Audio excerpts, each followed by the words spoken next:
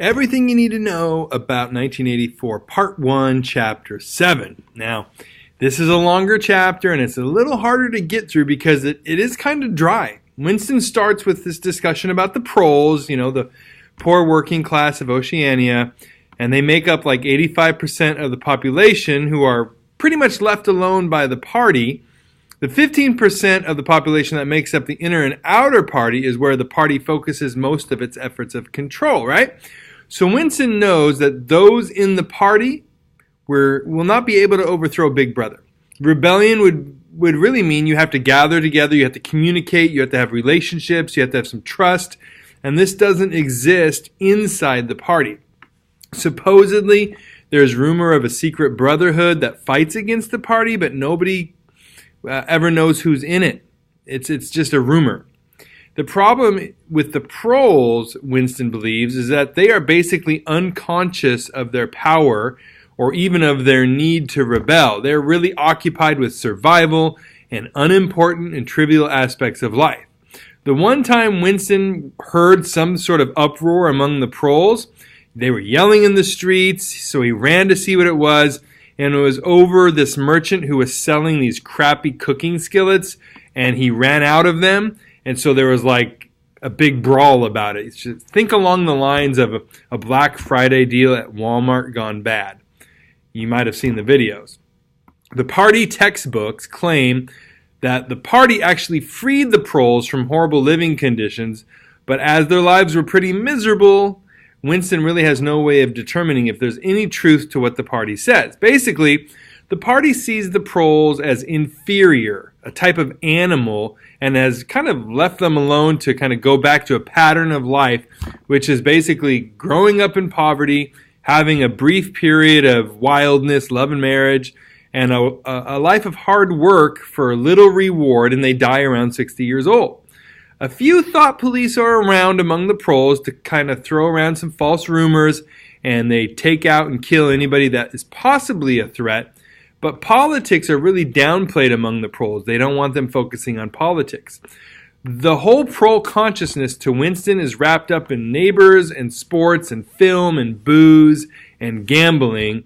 All of these smaller petty distractions in life are really the big deal to the proles. The party slogan was that proles and animals are free. So you can kind of see how they look at the proles. So Winston goes back to thinking about how it's nearly impossible to know what life in London was like before the revolution of the party. He copies down this passage from a children's history book into his diary that basically paints capitalists as evil people who enslaved others, including children, into working and were rich from the exploits of the people that they had working, all the way up to the king. Winston really has no way of knowing what's true and what's a lie. Life currently to Winston is just dull, drab, lifeless, pointless, just kind of miserable. Reality that he lives in does not live up to the ideals of the party because the telescreens just pour out success after success. They report prosperity, and all Winston sees around him is shortages of supplies. You can't get anything, and everything seems to be broken down and in decay. Now, the rest of the chapter is Winston retelling of this instance when he actually held in his hand actual evidence of the party falsifying an event of the past. False records don't exist. So in a nutshell, there were these three men named Jones, Aronson, and Rutherford, and besides Big Brother, they were the only three survivors of the original revolution.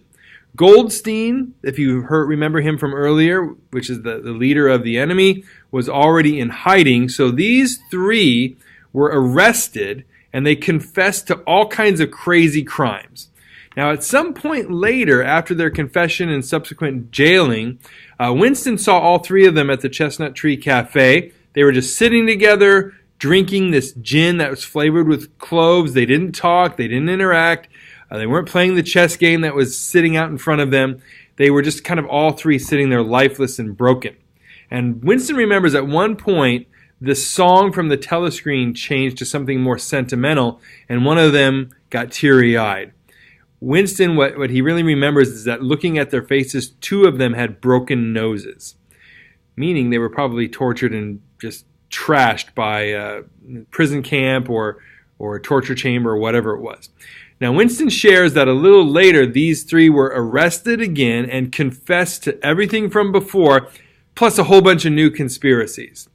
Well, it turns out sitting at his workstation, Winston gets part of a paper with a photograph of the three of them that were at the same location they confessed to being in Eurasia. So in other words, they were at one place and they confessed that they were in another, but he had proof that they weren't in Eurasia at that point. So the confessions were not true. They were lies. Winston thinks this evidence is a big deal, enough to undo the party if it were found out. But after sitting with the photograph for a while, he puts it in the memory hole and destroys it. And the only place this exists now is in his mind. But thinking about it, Winston doesn't know if it would even be evidence, because even though it was never admitted and never proven, Oceania was no longer at war with Eurasia.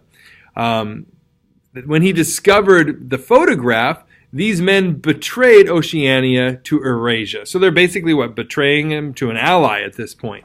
So the very confessions themselves conflicted with the current reality, which they don't admit to ever being at war with Eurasia, right? So Winston knows the past changes constantly. So any contradiction with the present is a mistake that has to be corrected. So Winston concludes he knows how the party falsified the past, but he can't grasp why they do it. Looking at the picture of Big Brother on the cover of the children's book, he concludes, you know what, the party someday is going to say 2 + 2 = 5, and you have to believe it. He says, reality exists in the mind, and since the party controls the mind, they control reality. So if they say reality is 2 + 2 = 5, then that's reality. When Winston doubts that he's right and sane, he remembers O'Brien and seems to just know O'Brien is on his side. This kind of comforts him, gives him courage. Despite the tremendous power and workings of the party, he knows he is right and that the real truth is out there. He decides, in theory, his diary he's writing is written to O'Brien, even though O'Brien will never see it. This chapter ends with him writing that real freedom is saying that 2 + 2 = 4, and everything else falls into order beyond that. So what's the point of this chapter?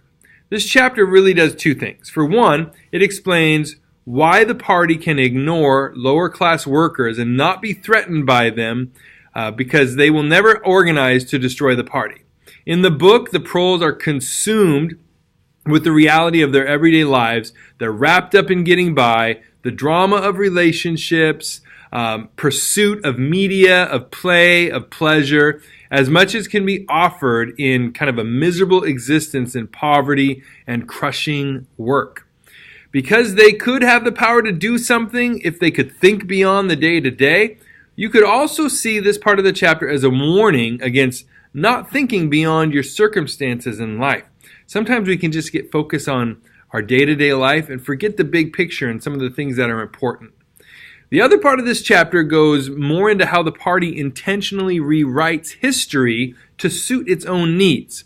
And that little evidence really exists to contradict the reality that the party invents. They destroy all other evidence. Even if somebody could prove a lie on part of the party, the circumstances and the truth changes so much that evidence might not even fit into the current reality in a way that makes sense.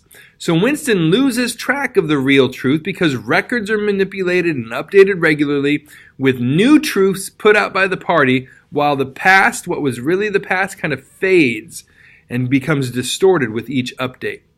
This can be seen as a warning against those who control information in a society and how much of a stranglehold they have over it, right? We can look at some modern dictatorships and communist nations, and we know that they have clamped down on their people's access to the internet, what they can read, what they can watch. So with only one source of information being the government, then the truth about the world that one knows and understands is what is fed to you by those in power. We can look around at some places in the world today and we see that this is exactly what is happening. So I hope that helps understand this chapter. If you have questions or comments, you can put them down below. Thanks for watching.